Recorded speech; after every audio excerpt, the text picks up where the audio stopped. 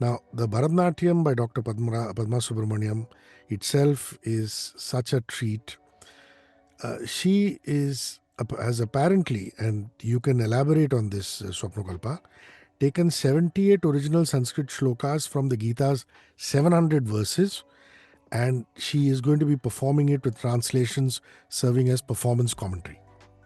So I'll first like to point out that when she researched on the Karanas, Dr. Subramaniam actually named her form of dance Bharata Nrityam. Ah, Not Bharatanatyam. It's because she added a little bit, a very different perspective and angles and movements, which were at that time beyond or the exact domain of Bharatanatyam. So she made what we call today as Bharatanatyam.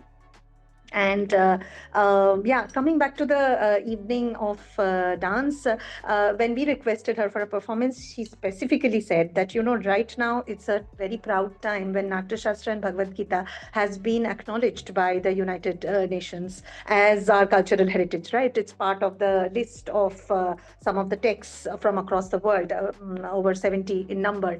And it's and she's the right blend of the Natya Shastra and the Bhagavad Gita.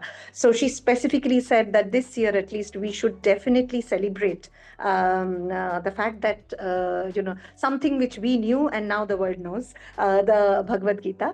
And it must have been a very difficult journey for her to select some of the verses from the text, but because our performance formats these days enable us to only have a 90 minutes evening maximum, so that is why she has been very kind to edit it to today's or edit it for us, today's audience, so that we can get the crux of the Bhagavad Gita.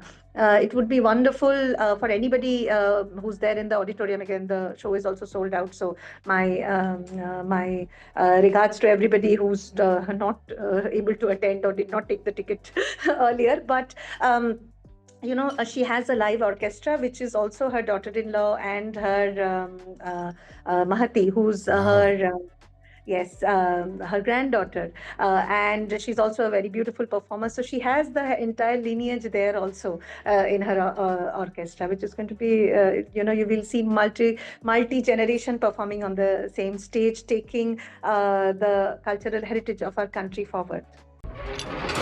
94.3 Radio 1.